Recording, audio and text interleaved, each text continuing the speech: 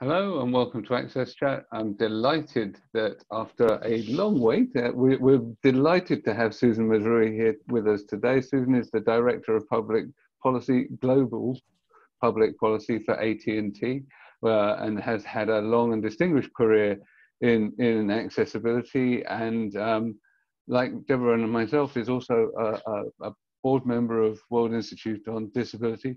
Susan, we've long wanted to have you on. It's well overdue, so I'm really glad you're here now. Can you tell us a little bit about yourself and how you ended up working in the field, for those of us that don't know you? Well, I actually started out as a special education teacher. I taught at San Francisco State, and I also taught in San Jose and Alum Rock School District. So while doing that work and while teaching at San Francisco State computer technology, it became very clear that without access to technology, our students, no matter how well trained they were, no matter what an education they had, if they didn't have access to technology, they wouldn't have opportunities in the future.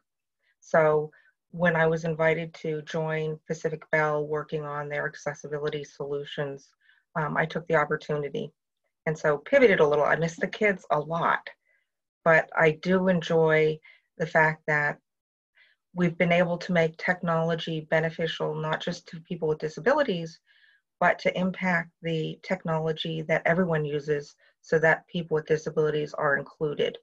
I think historically we were at a time, and this was in the 90s, early 90s, that it could have gone either way. We could have been, as people with disabilities, completely separate from society, isolated even more than we were from a physical society if the technology did not become accessible. And so that's how I got in the field of accessibility. And I was fortunate enough to be with Pacific Bell, which eventually became AT&T. And these are all companies that worked toward diversity and inclusion, and really do it in a way that's not just lip service or trying to make themselves look good, but actually impact how technology is developed and how it's done for the good. So that's kind of how I got into the field. Excellent. And I'm super interested in telcos and communication and everything else anyway, because actually in the world that we're now in, as you kind of alluded to already, the infrastructure and the services that we all use is reliant on big telecommunications backbones, but also on the devices that we all now carry around that have, you know, amazing capabilities. And what sort of influence do large telcos like AT&T have to be able to influence the market to be more inclusive? Because AT&T is a biggie. It's not a small company, right? I think there's two ways. One is by showing what is possible. So for example, the AT&T predecessor was the first to offer a talking cell phone. Prior to that, the stance from many companies was it couldn't be done. We were the first to offer accessible smartphones as well. And I think we had the opportunity to raise the bar and say, you know, this is now what we think the minimal everyone should do to make sure they're being inclusive. And so it makes it very difficult for other companies to go back and say it can't be done, because clearly here's a company that's done it. I think the other piece is to weigh in on policies or legislation that would be beneficial for the public in general, but in particular for people with disabilities. So AT&T was one of the two major carriers that supported the Communications and Video Accessibility Act, for example. And by providing support and an opportunity to say, yes, it can be done, it has to be done fairly, the requirements should be the same, you know, if you're a large carrier to large carrier, small carrier to small carrier. And I think that that's probably the biggest influence we can have is showing what's possible. And we've, I think, done a good job. I think other carriers, I think other companies have. And by having that as kind of a competitive differentiator has really helped make the world more inclusive. And so if we look at, you know, a company like Comcast, and I think you've probably had Tom Lukowski on before, and what he's done with video accessibility, that makes us reach farther. It makes us try to do a better job and really try to outdo him. We're still working on that one. But I think that really helps shape the world. And then when you come to a situation like this with the pandemic, you see all the pieces that have gone into that a lot of people with disabilities have been aware of, but maybe not their employers or maybe not other things. So we're really showing the advantage of looking at inclusion and looking at accessibility as a way to boost technological innovation in a way that's beneficial for everyone. Well, that's such a powerful statement that you made, Susan, and I have a background in, and by the way, we have not had Tom Wadolski on yet, but we've invited him. We've invited him, but he's always. I'm gonna call him now and say he should be on. Yes, say, Tom, come on.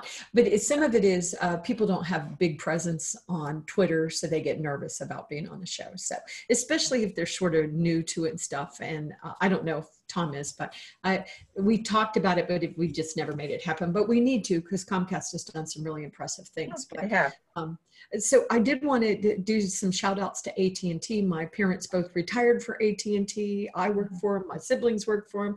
My husband worked for Southern Bell that became AT&T. Yes. So very, very important legacy with AT&T throughout our country. And certainly disability inclusion has been a priority for AT&T because not only are they leading with legislation and policy, and they're a leading employer of people with disabilities. And you can tell it's not just we're just going to hire these two people. It's really built in all the way through the organization. It's very clear.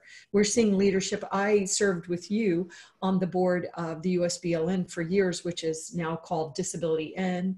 As Neil mentioned, you know, we all three of us serve on the World Institute of Disabilities. But at the same time, y'all have been you've been very supportive, even though AT&T didn't join. And there's a lot of reasons why U.S. companies can't necessarily, why it's more difficult for us to join the Global Business Disability Network. But AT&T was very gracious about hosting an event. And really, AT&T showed so much leadership in this. But I thought the point that you made that is so powerful, especially the points that you made as an individual from going as a special education teacher and realizing, well, if we don't have access, I don't think I can really help these students. Not to mention, you are a person with disability, your husband, who is also a leader in the field, he has a disability. And I mean, your family is like my family. We are definitely who that we're fighting for. And the last comment I want to make, because I know Antonio wants to come in and make a comment, but I think there's also such power in what you said and what you have led. This is not just AT&T talking. They have actually led, which I really appreciate. Coming together with other technology companies, certainly ICT, Internet Communications Technology, coming together for the good of the people. And digital inclusion, when we're talking about education for all and, you know, everything being accessible, if we don't have that communications part, that connectivity part, which we're fighting with right now in the world, the people are the ones that lose. So I didn't know if you wanted to, you know, talk a little bit more about that, but gosh, we are just so appreciative of your leadership and AT&T. I think one of the things that we've done in terms of employment is really encourage input from the field, regardless of what field you're in. So if you're a person with a disability, you have a way to influence what happens within the company around accessibility. And one of the programs that we have that I'm most proud of being the architect for was Accessibility and Inclusion Initiative. And what that is multiple teams, I think we're at 14 right now, of folks in the company who are dedicated toward accessibility, who highlight a specific need in the company to make it more accessible. And it can be from anything from benefits and how do we meet the needs of people who have family members who are young and need therapies, all the way through how do we influence the online portals? How do we influence the communication tools? And it gives an opportunity for folks in the field to not only learn about accessibility, but to drive it. And the other thing that we've done, I think, particularly well is we incorporate people who are the experts on disabilities, those who have disabilities, in a lot of the work that we do. So for example, we have a person who is working on video projects who is blind, who has seen, I think, every single television show just about out there. He is a television fanatic, but he's also a technical expert. So he has the user perspective, he has the technical perspective. In this case, he also has a legal perspective, but these are folks who are dedicated to making a difference and have lived the experience. So I think that makes a big difference. We have a great employee group called Ability, which is comprised of both employees with disabilities and those who have family members. And so that group has done a tremendous number of efforts. In some cases, it's supporting the caregiver families. For example, we have a call that's regular for people who are supporting those with Alzheimer's. But we've also worked on ADA 30 and getting the message out of how disability rights are civil rights. And it's really been a great partnership. And we have some great leaders that really, they go around. I mean, one of the sentences that it's like a catchphrase at AT&T is do the right thing. And so that's such a blessing because that's not always the case in every company. But there is really the sense that we want to treat each other well. We want to appreciate diversity. We want to make an inclusive environment. And it's because it's the right thing, not because it's going to necessarily get us great PR. I think that if anything, we're probably the weakest in the PR piece because there's a lot of things that we do that nobody knows about, but we do, and we know it's the right thing. I'm particularly interested, Susan, in knowing, considering that AT&T has offices in different parts of the world, how you are scaling those policies to other countries and to other sectors within the organization. Well, multiple sectors are involved within the organization. The ANI initiative is something that's cross-corporation. And so pretty much any business sector can be involved in it, and the priorities are made by employees with disabilities, what they think is going to have most impact, and also looking at the plans in general of rolling out where our technology is going, and is this an opportunity point to influence the design? Is this something we can roll out in the next version? Is this something that has some natural opportunity to influence in a very strong and positive, lasting way? We've also worked, I think primarily globally, Mexico has been our big partner, and they have wonderful employees there who worked on accessibility. And so part of what we're trying to do is we brought our accessibility lab out. We do demonstrations. We've helped with some of the legislation in Mexico around accessibility, providing information and background on what we've done and what can be done. But part of it is looking at the leadership within that country and fitting in the way that makes sense to the culture. I don't think, and I think this is true for the World Institute on Disability, you don't go to another country and say, this is the way we do it, and this is how it's done, because you don't know how it's done there. And you don't understand, you can't take over the culture that's been there for, hundreds of years or thousands of years, depending on the country. And so what we look is to get the best practices from those countries and to influence with our best practices and see how it's fit in and adopted there. if that makes sense. Beautifully said. Absolutely. So I think that it's not just culture, but it's the language as well that's really interesting. So as someone that works across international boundaries, frequently I'm walking through the minefield of the semantics of disability nomenclature, where essentially in one country one naming convention is acceptable, in another it's frowned upon. You know, you've got the social models, the medical models, you've got the whole person first versus identity first, and even in the same disability groups in different cultures, yes, they have a different view of this. And what we often see on social media is people getting really trenchant about it, and I think that sometimes we focus too much on words and not enough on the positive results of actions, and that yes, we can use language, and we have to be mindful not to offend people. So we obviously ask how people prefer to be referred to, but do you in your international work see commonality? Because how do we work on the sort of commonality piece where we can find that sort of center ground that we can all move forward on? I think the commonality is the intention of respect.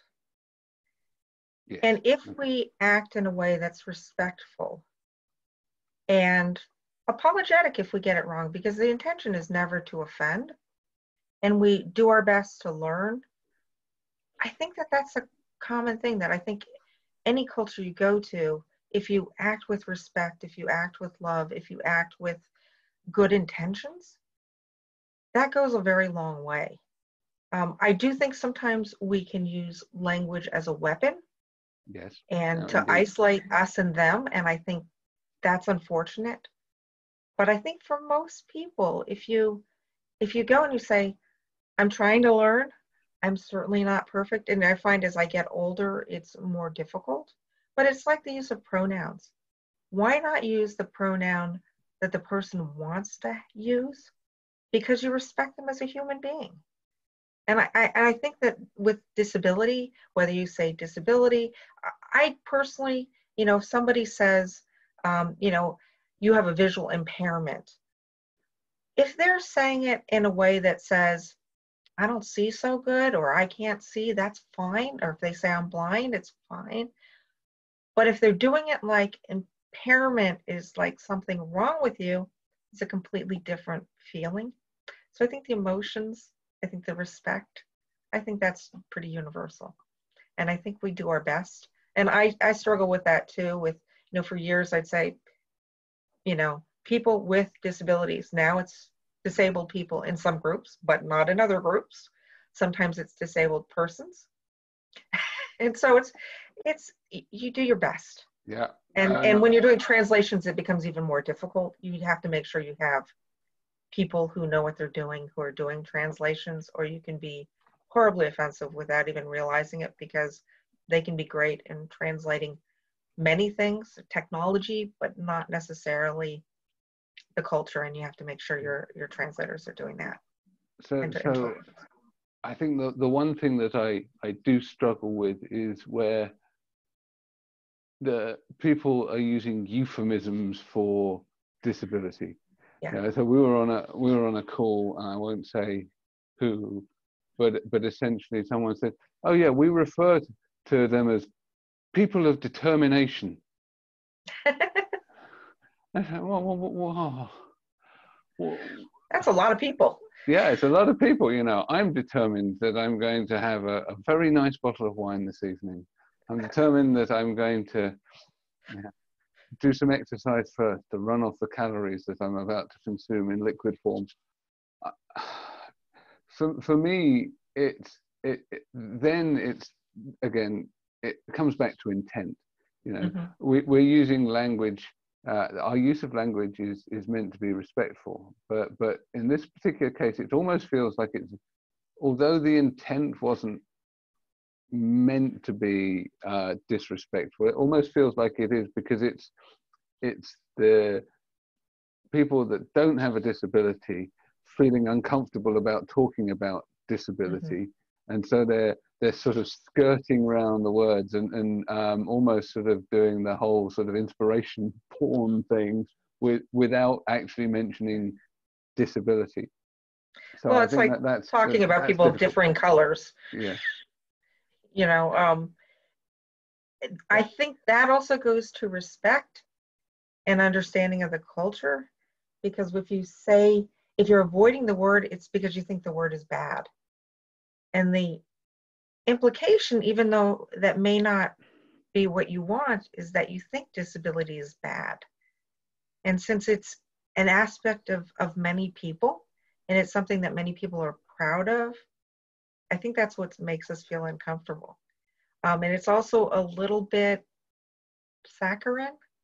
I don't know if that translates well. No, it does. Yeah, absolutely. Sickly sweet. Yes. You know, And so you're artificially kind so. of, but I think it goes to, like you're saying, the discomfort around the word disability or the actual disabilities themselves. So instead of saying, I appreciate you as you are as a whole person, it's saying, I'm pretending like you're not that part of that person because I love you. Yes. And Yeah. so it's kind of tough. And I struggle it most, I think, with parents, because they haven't had the lived experience of disability. They want the best for their children. And for them, their children are more whole if they see them function like they are. And I think a lot of parents want their children to be like they are, whether they have a disability or not. And I think it's always a challenge as a parent to say, you are your individual person. I have a daughter who is incredibly artistic. I am not artistic at all. I think one of the challenges that we've had as parents is to say, we love you, we love your abilities and your passions and who you are as an individual, even though we may be more science and technology focused. And I think it's kind of the same type of thing with disability, is that this is our lived experience. We want you to succeed as we know success is meant for us. And it's hard to let go as a parent. So I have a lot of empathy for parents who use euphemisms more than professionals per se. Yeah. Because I think professionals can learn that. I think parents, we're flawed. And maybe I'm saying that because I'm a flawed parent. I don't know. But it's hard. I mean, the intentions may be good. Yeah, because Right, because sometimes I'm not a all flawed parents, parent too. and so not all parents sometimes get the support that they need for their children. True. And I was just a few days ago, a friend of mine who has two autistic kids. He was in Lisbon with a fellow parents to complain to government services, where kids were only given half an hour of speech therapy per week, and he was complaining, and how can we expect to raise our children like this? How can we aim any level of type of independence if we are just not giving them what they need? So it's very difficult to be on that role, and I think it's. Yes. So I prefer to look at that is, let's see, what are the achievements that they're getting. I prefer to focus on the achievements and outcomes and sometimes I even ignore the words because of it. I prefer to focus on the achievements because it's quite difficult. You want the best for your kids. You don't have support, and you are just in the times that we face, we know that many schools that support those kids have closed down. Yes. Parents are working from home. They are at home and they feel hopeless. So it's a very difficult, and so we just need to have empathy for each other and try to find the best way possible. Yeah. Unfortunately, I think that often in education, students with disabilities are the ones that are ignored because they're maybe a smaller number. But I think, you know, any parent, well, almost any parent sees the positives in their kids and knows where their skills need to be developed. And that's sometimes at odds with school districts or local governments in terms of getting services. And parents get tired of fighting just like people with disabilities do. You know, sometimes you just kind of say, this is so obvious. You know, my child needs to learn to speak in a way that's understandable and reinforces their communication skills. How does any child learn half an hour once a week? I mean, I had the same thing when I was teaching, where I would be at odds with the administration because they'd say a child needs Braille instruction once a week. A kindergartner, no child learns to read once a week. That makes no sense. And so we just have to make sure the standards we have are equal for all children. And then for children who need additional assistance or additional learning, whether it's remedial math or it's speech or language services, that they're available. It frustrates me sometimes when I hear the stories that I dropped out of high school. I did later go into college, but I dropped out of high school because I didn't have services. I was losing my vision. I had difficulty walking. I have MS. And it was, for me, it just amazing that, you know, 20 years later, I've heard, or 40 years later now, I've heard, well, not quite 40, but close, the stories of children who are in the same situation where they've left school because the services were not there. They weren't able to perform at the capabilities they knew they had. And it's hard. It's hard to hear those stories. And it's hard to hear of families who go bankrupt because medically they need to provide for their children. And the support in the US is particularly bad. You know, no one should have to go bankrupt to keep a family member alive.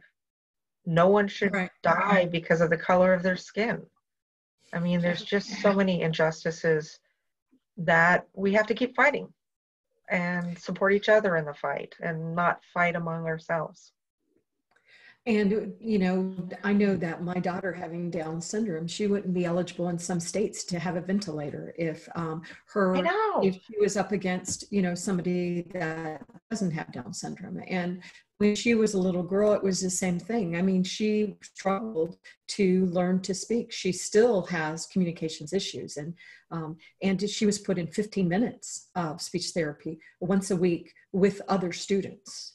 So it wasn't just with her. And what I found interesting just as a parent, and, you know, is that she learned the most as far as learning to speak and learning. One thing she really struggled with was she would never look in someone's eyes. Whereas, you know, that's something in society. Look at me in the eye. I want to know are you watching? Right. You know? Yeah. In our society, in our society, in the US, it's a stupid thing, just like shaking hands. We're learning that. But she actually learned the most. About really learning to speak, learning to project her voice, learning to communicate with theater arts.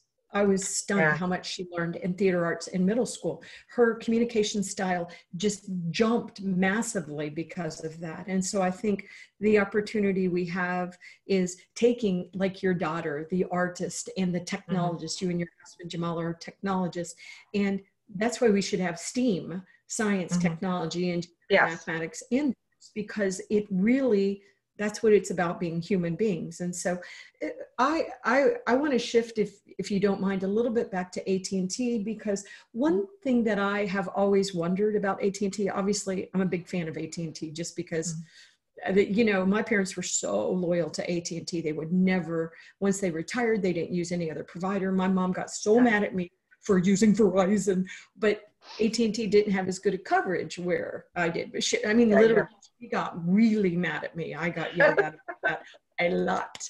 But I love AT&T, and you know that, Susan. I've always said that. But why did AT&T, why did they know that this was the right thing to do? Because as you said, Susan, which I thought was such an important point, AT&T's done a terrible job about talking about the good that they're doing. And I know why, partially.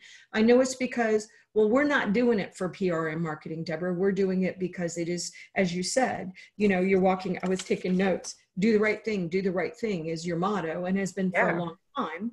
But if you don't tell us what you're doing, we can't, embarrass your competitors because they're doing crap, and we know, but not all of them, but yes. Not all of them, but quite a few. Well, there's a lot of work to be done in the technology field still. Even though we're seeing some amazing results, I still think there's so much more they can do. And that's one reason why I think, and people have said to me, including some of your competitors, who do I think is doing the best in the States in this field? And I think it's AT&T. Because you're doing it in ways like even I'm taking notes because I have to do the questions, the Accessibility and Inclusive Initiative that you helped found, congratulations. 14 different teams from all over the organization. And I know that one of my most talented team members at Tech Access left me and went to AT&T. So you've got some real talented individuals with disabilities at AT&T. But I am curious, why did AT&T start this and understand how important this was going to be? Because they really did seem to be some of the early adopters. I think we attract people who are passionate about doing the right thing, and we allow them to speak. And I think that's a huge part. I mean, I think that's why, when we look at diversity, we really look at it. Are we where we want to be? No. No company is. But are we taking the right steps to do it? Yes. And I think that genuine commitment to doing the right thing, to diversity, to inclusion, means that you have to have a safe environment to raise issues, to say we're not perfect, to say that we think we should do this moving forward.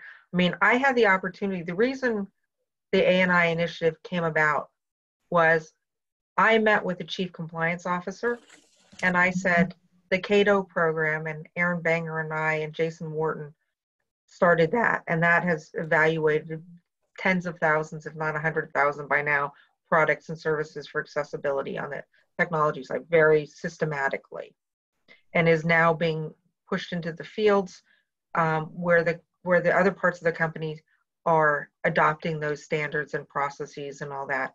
So it's not just one central unit. But I think it's because I had the opportunity to talk to him, and I said the Chief Accessibility Office, what they were doing assessing products was best in class, and I honestly believe that.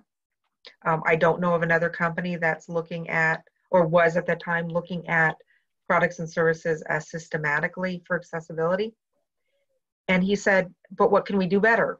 And I said, we're not doing as well for our employees. We could be using the same processes for our employees. We're not doing that. Many of the products, that we have offered publicly are not necessarily used in the accessible way internally. And he said, that's not right. We have to do the right thing. And I was able to present that. He supported development. We also, right around that time, had our Chief Accessibility Officer, Suzanne Montgomery, who is an incredible leader, come on board. She took that program, has a great team of folks who are passionate about inclusive product design, inclusion in general, love disability culture. I mean, we have people who are learning sign language who don't even have a deaf member of the family. They just think it's a beautiful language. Ann Roberts is now leading the ANI initiative and improving it. We started with one plan, implemented, said these parts work, this would work better, modified it, and it's growing and getting better. And I think because of that, we attract really good people, and people tend to not leave as much as they do in other tech industries because they see that the work they're doing makes a difference. And they're not fighting to say we have to have access. They're saying, let's improve accessibility by doing these concrete things. And it's being done. It's never being done fast enough, because anybody in technology believes nothing is done fast enough. But it's being done, and it's being done in a sustainable way. And so we get fantastic people. And, you know, it's not uncommon at AT&T to say, I thought I had a lot of years. I have like 27 years now. But I'll go, I have 27 years. Oh, yeah, no, I have 35. It's like, what? Yeah. And that's unusual. And in the tech industry where you got young people, they're here 10, 15 years, and it would be longer, except they're so young. It's amazing that even though they're being offered more money, they're being offered more prestige, they're looking at them and saying, you know, you're not doing what AT&T is doing to change its products and services. You're not able to speak anything but budget. You know, that's not the world I want to live in. I want a world, I think most of the people that I work with in disability and in diversity and inclusion really want to make the world a better place. And they see AT&T as a starting point, and just as that. And you see all these people going out and volunteering. I mean, the volunteerism at AT&T is amazing. That people work more than a 40-hour week, and then they go out in the communities and they build playgrounds that are accessible, or they go out and look at child development, or they mentor kids who've been, you know, thrown away by the school system. It is amazing. And it just makes me so proud of my peers. I mean, I feel like I'm just like this common everyday person in my company, because everybody is working the way I'm doing, or most people, you know, and it's nice to have colleagues who you can say, you know, this is the right thing to do. How do we make it happen? And they say, well, let's try this, instead of, no, I don't have time, or we don't have budget. It's, how can we do it? Where there's a will, there's a way. Yes. Yes. And, you know, it takes time, and it's always easier to come up with a solution than to implement, because there's always pieces of technology you're not aware of, or legislation, or, you know, there's some things that we can't do because we're highly regulated. So, for example, if we get information about a disability for a wireline company, and the customer is also a person with a disability in the wireless company, we can't share that information. And so sometimes we have to go to customers and say, yes, I know that makes no sense, but unfortunately, that's the way the law works. And we have to have you fill out the form twice. There's no accounting for the law. So thank you, Susan. We've reached the end of our time. I was going to ask you some more questions, but you came up with some excellent stuff, so I didn't want to stop you. Need to thank our supporters, Barclays Access, Microlink, and MyClearText, for keeping us on air. We're approaching our 6-year anniversary, and for keeping us accessible. I'm really looking forward to the Twitter chat next week, so can't wait for you to join us. Thank you once again. Thank you. Thank you, Susan.